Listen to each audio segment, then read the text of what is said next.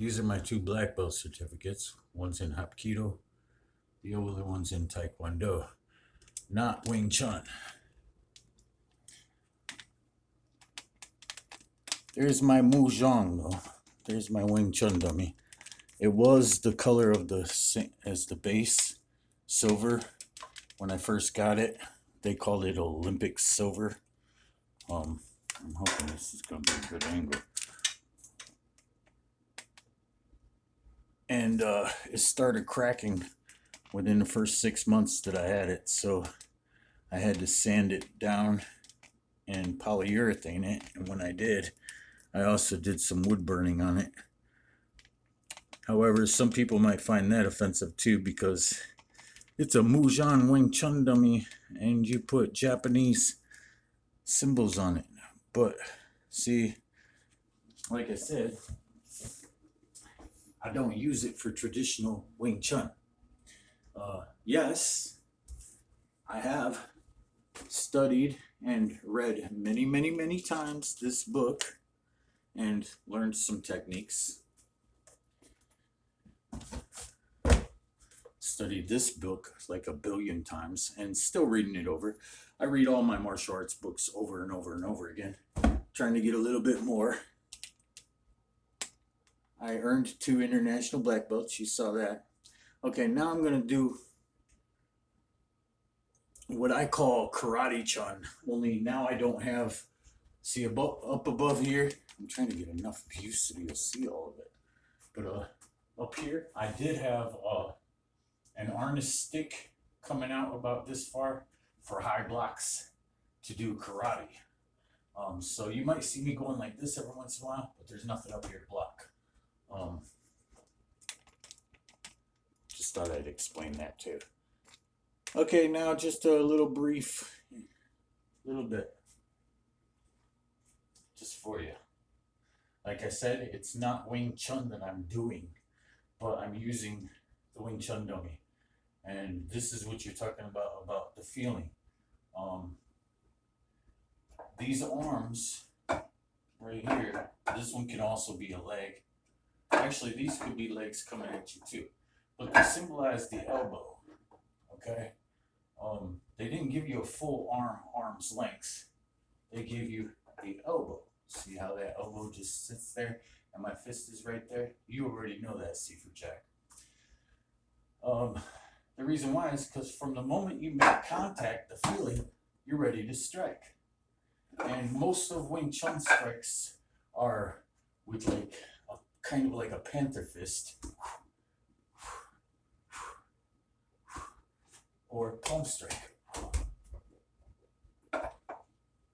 Some hand knives, a little bit, rich hands, kind of thing.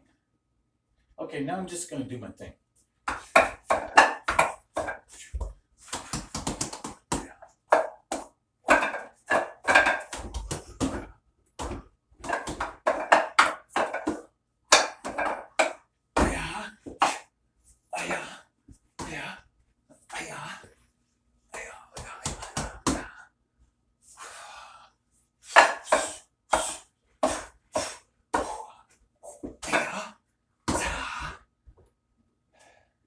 See, like I said, I don't do the traditional Wing Chun form like Silim Teo and the more advanced forms, where he does this with the horse stance, what I call the pigeon toe, which is to keep people from pushing you back.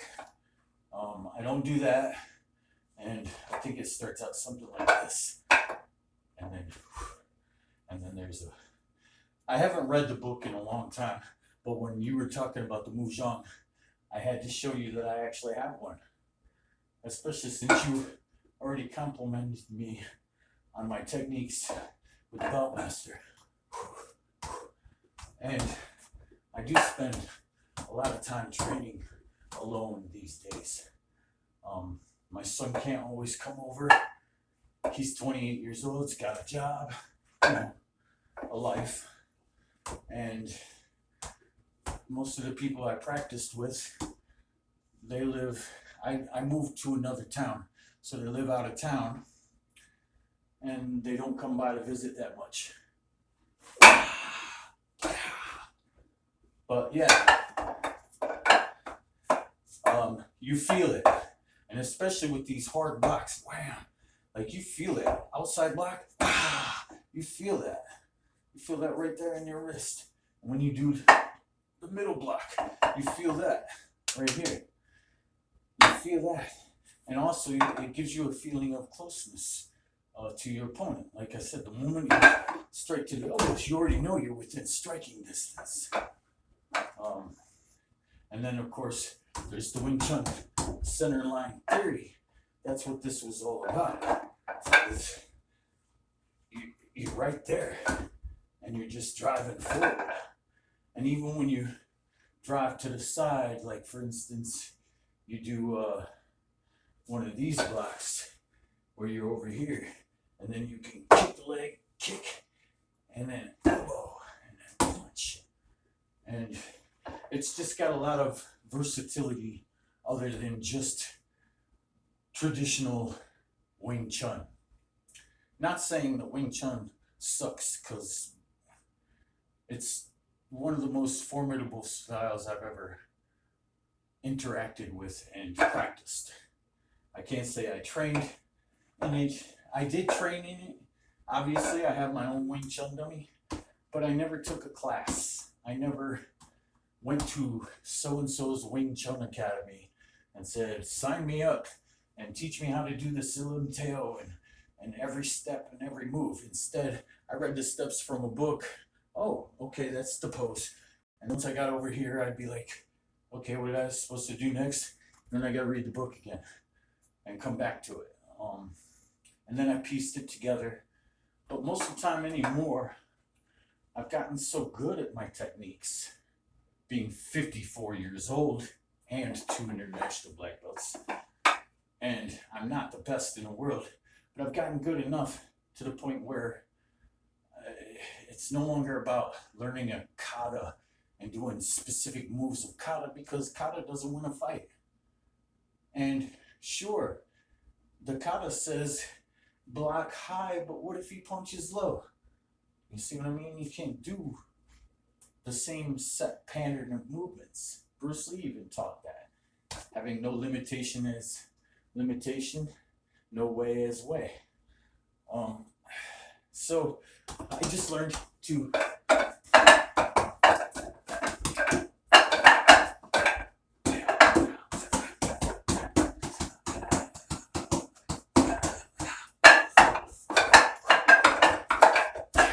do what I do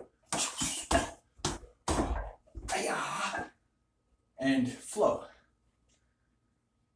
So, but yeah, I have one, and thank you, Sifu Jack, for watching. I really enjoy a lot of your videos, even though now you're like, you have to be like close to 80, right? 70 something at least. But I remember seeing you, videos of you when you were like way younger, practicing with Paul Von Dyke and a couple other people, Dan Santo.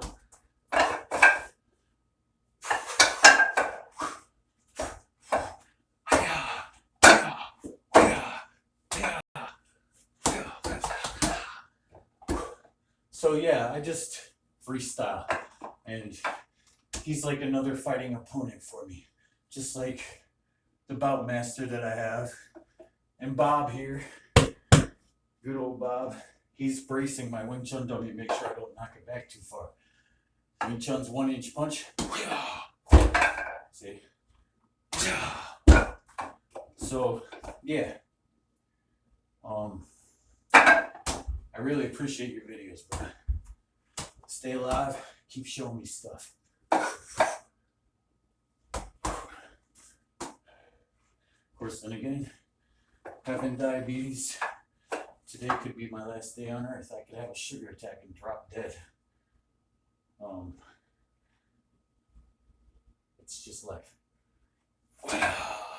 Now I'm just talking too much because the music in my earbuds stopped for some reason. Probably somebody sent me a message, my girl or something.